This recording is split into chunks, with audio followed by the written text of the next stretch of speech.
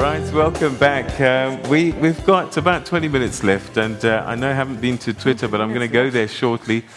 Just before that, I'm going to ask 4 people to ask their questions very briefly, and then we'll get some very brief answers from our panelists. But we will get to your Twitter questions just now. Let's start with table number 12. We've got Ernest. Ernest, you can have to say your surname. I can't read it here.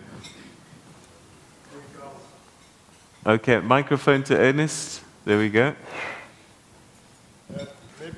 Maybe I must teach Nazim how white monopoly capital works. It will reward you for good behavior, but it will punish you for bad behavior. Now, if you become a necessary disruption to the white monopoly, you'll be where you are. But you are not doing anything wrong. It's necessary that you give competition to those that were previously advantaged. And that's why they are trying to deal with this or causing this halubalu about the Guptas. And the second thing, maybe we need to also say, is there a law that prohibits, for an example, a son of the president to make business?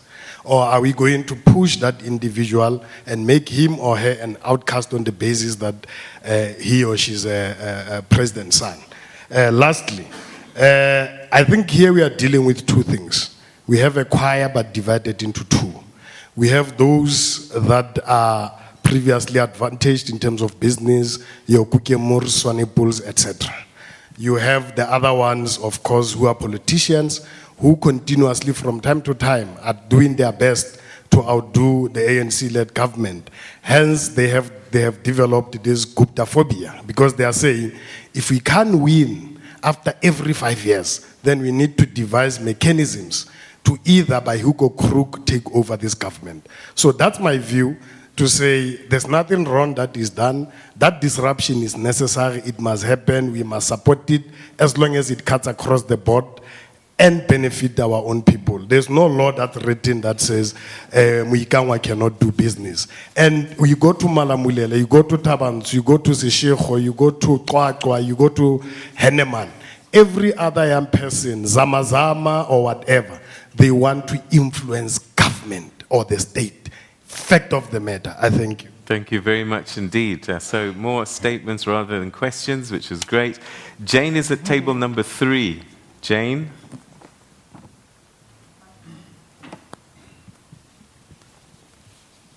There we go. Good morning. Jane Boccaleone, Independent Voice Media, and a question for Mr. Louw. Some people say that the economy is owned and controlled mainly by whites and foreigners. Is this true? Okay, interesting question. Tsidiso Mukwa is on table 11.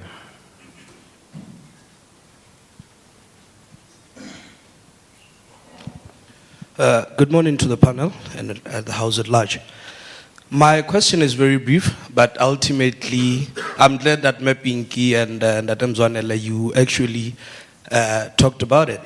And in fact, I was telling people I'm at the table with that it was as if we had a caucus before you came in. The issue of white monopoly capital. It has always been an influential issue within South Africa for a very long time. Nobody had a problem with that. Suddenly, tables are turned. We have Indian monopoly capital. It's given a name, state capture. Why?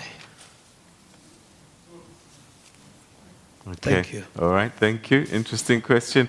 And then, is this Mahabo Vanika? Table 1. Mahosi. Mahabo, okay. My name is Mahabo van Niekerk, and I'm a member of the public. My question is to the Gupta representative.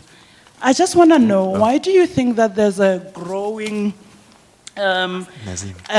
trend with people alleging that the Guptas are offering them senior positions in the parliament? Okay, all right. So, should we start with you? Why is there this growing trend? And, you know, if we're hearing some of the conversation that's happening, it's almost as if they're part of a conspiracy against the Guptas. You know, I really want to thank the comments from the back before I come to the question. I think they're very serious lessons I think we can all learn out of the comments.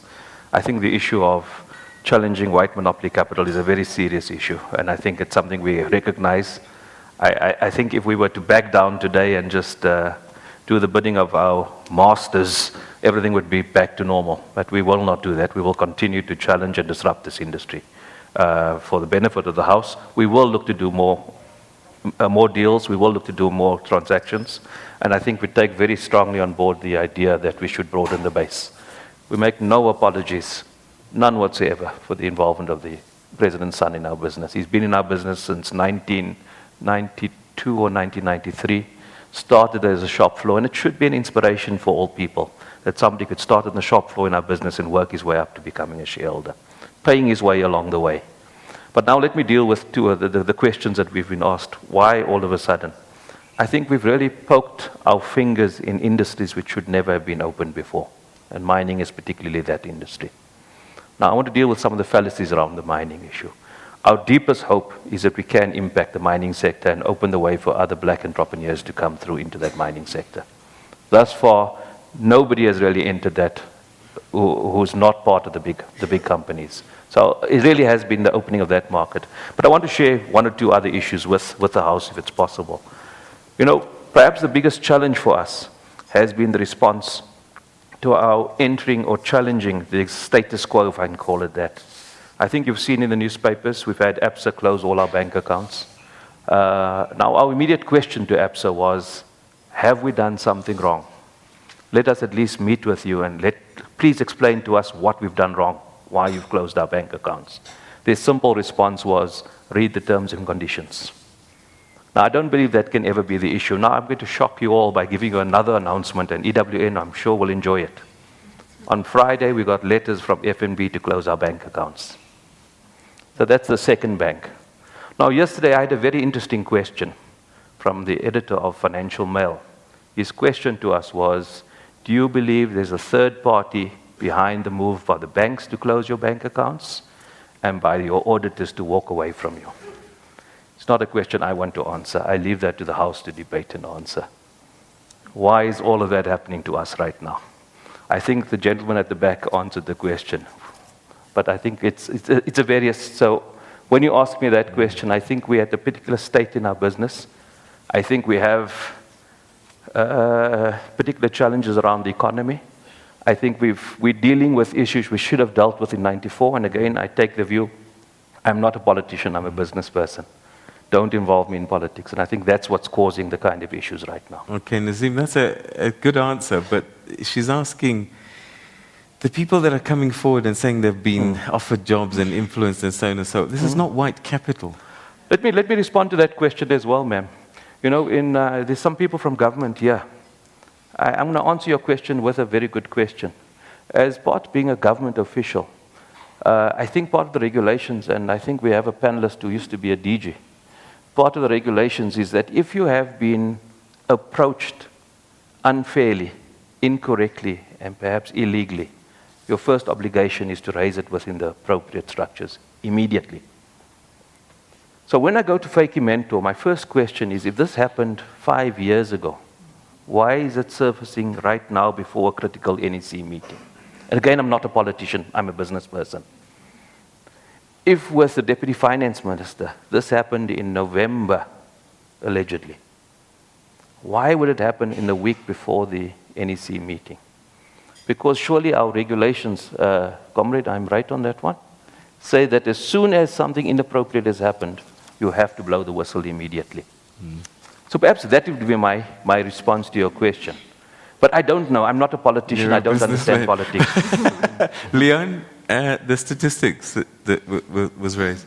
Yes, it's difficult for me to answer that in a few minutes, but let me just say that there is a huge amount of twaddle that is floating around about who owns what. Let me just make a simple statement. For example, the Public Investment Corporation, which is basically the civil servants' savings, and is something like the black people are the vast majority of owners or beneficiaries of it, is the biggest single investor on the Johannesburg Stock Exchange. Now, I don't want to go into a debate here about the rate of transformation that there's been, but there's some disturbing statistics, and I'll give you one of them. The financial services sector, I mentioned the Financial Services Board. There used to be an organization called the Black Brokers Council. This was an emerging sector of transformation, black people moving into insurance and brokerage. As far as I know, the Black Brokers Council organization no longer exists. And as far as I can tell, there are no longer any black brokers in South Africa, probably none. If there are, then they're very rare. So here is a sector of black South Africans who were emerging by their own initiative without any help, no BE, no affirmative action, into the economy, have been wiped out. The Financial Services Board boasted to Parliament that it had delisted 15,000 financial services providers. Now, I leave it for you to guess what color most of them were. And so there's a very, very terrible backward slide. There's some forward ones. All right. It now turns out that half of all new property transactions are now black South Unfortunately, Africans. we've run out of time, and we're going to have to leave it there. It's just one of those things. Time is not on our side. But Hlaudi, if you could just perhaps give us a final thought. My issue in this case is it will be wrong if only the Guptas benefit. All South Africans, business people should benefit. But I think the issue here is if you have someone who's known, because they have the Duzani in this case, that is the only issue that people are talking about. Because you go to all these SOEs and other companies, you have people having shares there. But the problem of media, we generalize, we just talk without evidence. Because I think a good journalism, you should make your own research, go to these companies, how many companies are doing business with SABC, I'm just giving you an example, and how long is this white companies alone or they are black companies? Because here we talk about a certain group of a company, but if we can do our own research, look around all companies, which I think it should happen. We have the Minister of Business, especially emerging business. She should check. How many business with SABC? What kind of companies are we doing with? Are we dealing with within the SABC? How many business people within maybe ESCOM? Is only the Guptas there, or there are other parties? Who are the shareholders? Who are the people who are benefiting? Peter, it's only the son of the President Zuma, or there are other people. Okay. Those are the issues that I believe that really, when we talk about these issues, we need to have evidence about issues. But for me, it should not be about the Guptas. It should all black people should occupy the space. But also they are good. There are good white people with good thinking and also empowering other black people, and we recognize that. Okay. Yeah, Peter, just my closing thoughts very briefly. I think I agree with what he's saying, but I think it will be a sad day in the country if we're going to have a situation where if your parents are politicians, if your wife, your husband is a politician, then it means you must be out of circulation in terms of doing business, even in private sector or even in government, as it were. I think we must just be clear about governance issues, but it cannot be that the kiss of death is that your parents are involved in politics. It cannot be.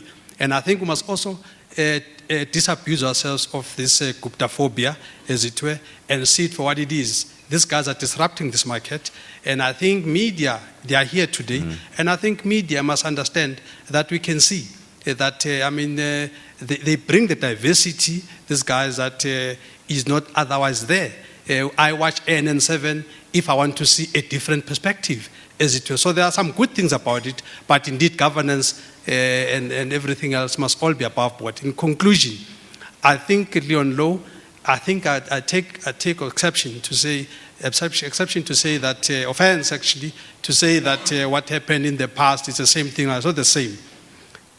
Sampeter Blanche describes it very well. He says there was a symbiotic relationship between the business and government at that time. We don't have it now. I want to be nice and say it's work in progress in terms of relationship between government and business today. So it's not like you've got a hand in glove. The big challenge with this corporate capture that we must be careful of is the country as a whole. that we must check that we are not actually captured by the global markets, as it were, as South Africa as a whole, that we become a puppet state, a state that cannot do anything without worrying about what other people elsewhere are going to say, as opposed to focusing on our own development, as it were. Lastly, we must also be careful about the economic capture. It cannot be that in this country black people continue to own only 3% of the JSE. It cannot be that black people in this country only control 13% of the top positions of this country. That's where the focus should be. We must not be derailed and we have the whole narrative just on the Guptas must be dealt with in terms of the laws of this country, but we must not lose focus because of the Gupta phobia. Thank you. Okay, Aubrey? Well, I may be wrong, but I suspect that not everything that is being alleged against the Guptas is incorrect. I also suspect that not everything that is being alleged against them is true.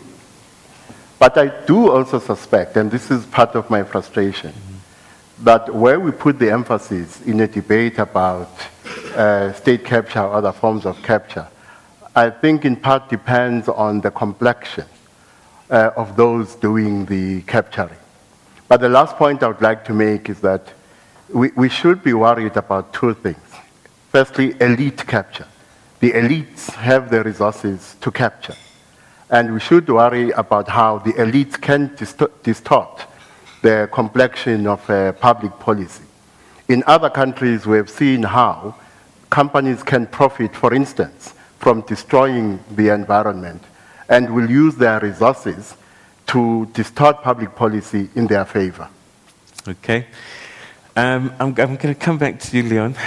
I just want to hear Pinky because she hasn't really spoken. And if you could just, I keep coming back to this black economic empowerment and what you were saying. Mzwanele for that. Okay. But you mentioned it. You says that, we need to change the economic story, 3% of the JSE, et cetera, et cetera. And what we're hearing here as well is it's great to see the Duduzanis coming through, but it can't be just them. Is there a danger that a few people might capture in advancing this economic story and many are left behind? Yes, there is that danger, and I think the panelists dealt with that. We need to broaden. It's an issue that has been going on forever. I mean, started with BEE, then it went to triple BEE. It's something that is, it's a continuous project, and we are well aware that, we need to do it. But we are at a point in South Africa, as I said it before, where this is the fight over the economy, really. Who is going to run this economy?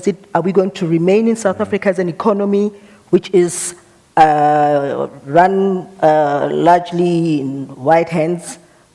I think my gentleman next door might, he has different figures, but we know the economy is in white hands.